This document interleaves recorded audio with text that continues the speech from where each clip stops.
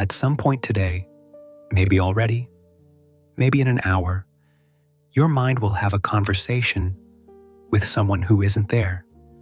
You'll say something they can't hear. They'll respond in a way you invented. And for a few seconds, maybe longer, your body won't know the difference. That's worth pausing on. And while that conversation is running, something in you is fully inside it. The body doesn't know it's fiction. The defensiveness is real. The rehearsed response feels necessary, and none of it requires the other person to exist. How many times today has the mind already done that, and you didn't catch it? What's doing that? Not distraction. Distraction is when attention drifts. This is something else, something that was already running before you noticed it, something that takes an absence and turns it into presence, takes a memory and turns it into now, takes a story and turns it into ground. And if it can do that with a person who isn't even in the room, what else is it doing? What else has it already decided without asking you about what is real and what isn't, about what is possible and what isn't, about who you are?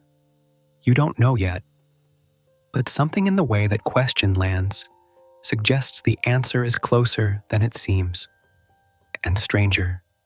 There was a teacher in India, late 19th century, who looked at the whole of human suffering and arrived at something most people moved past without stopping. It was too simple to take seriously. He said, "The universe is a case of hypnosis. When the hypnosis ends, suffering ends." His name was Swami Vivekananda, and what he was pointing at was specific.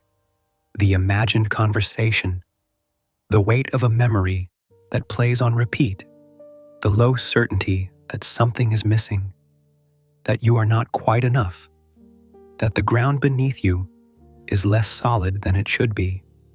He wouldn't call that a psychological problem.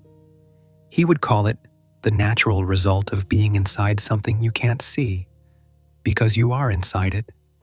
He called it Maya, not illusion in the sense of something false, but in the sense of something that appears to be the whole picture, while the whole picture is somewhere else entirely. We confuse the rope with the serpent. He said, "The error is ours, not the world's error, not God's error. The error of perception, so old, so continuous, so intimate, that it stopped feeling like a perception at all.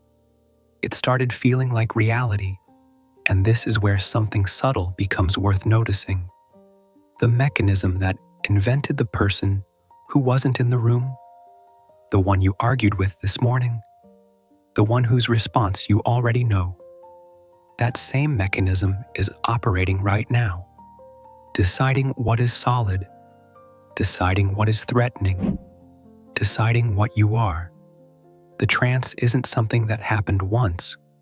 It's something that's happening. And if that's true, what is it deciding right now, in this moment, that you haven't questioned?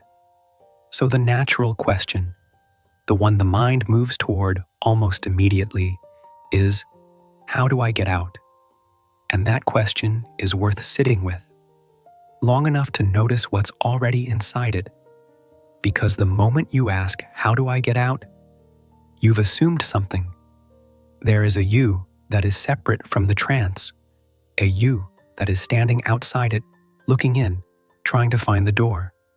But Vivekananda was pointing at something that makes that assumption difficult to hold. The knowledge of the absolute depends on no book, no scripture, on nothing. It is absolute in itself.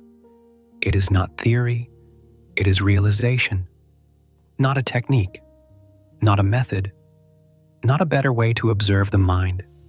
Realization, which means the thing being sought is not somewhere ahead, it's something that's being missed right now, in the seeking itself. The same mind that is hypnotized is the one trying to de-hypnotize itself.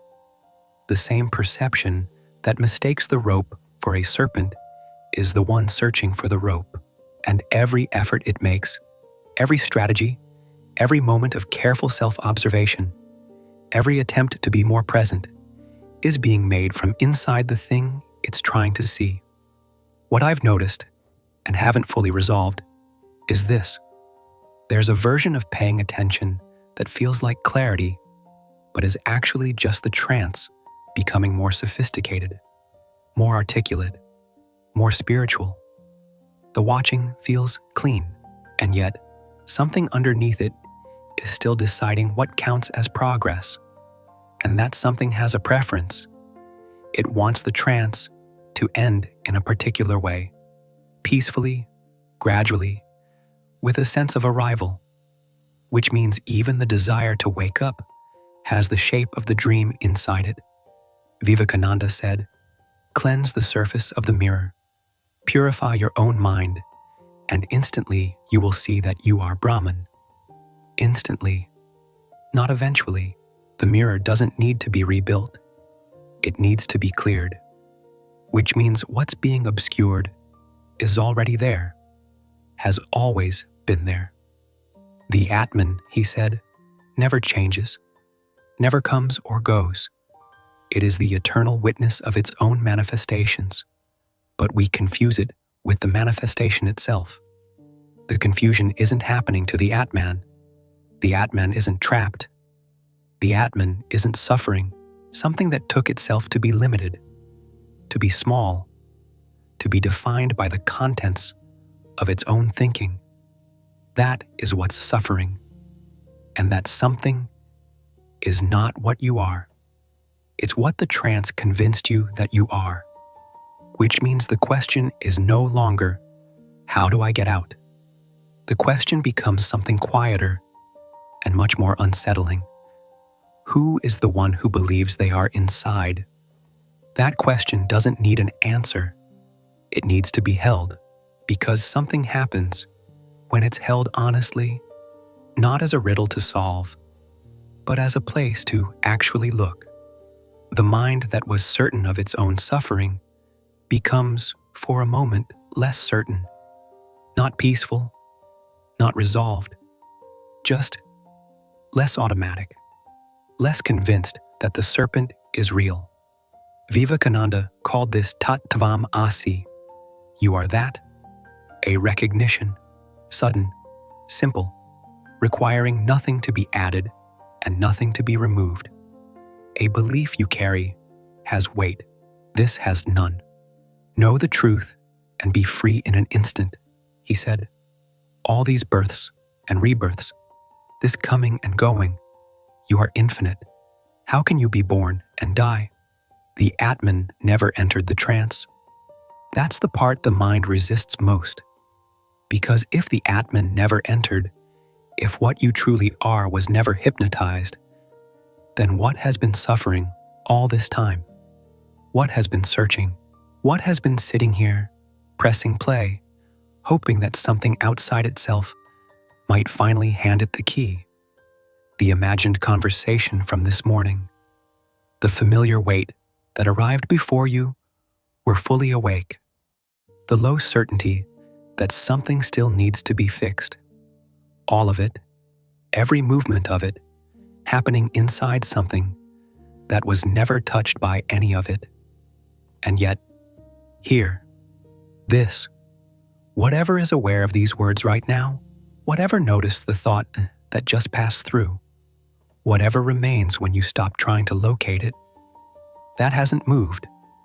If I'm honest, the moments I've come closest to understanding this weren't moments of clarity. They were moments when the effort to be clear simply ran out, unchanged by the dream, unchanged by the searching, exactly what it always was. You are eternally pure, eternally perfect, Vivekananda said. You were never limited. If you think you are limited, you will remain limited. If you know you are free, you are free. The freedom he's pointing at isn't waiting on the other side of the hypnosis. it's what's looking through it. Right now, already. What would it mean if that were true? Not as an idea, but as something you could actually recognize right now. Sit with that for a moment. Let the effort to understand settle on its own, and notice what remains.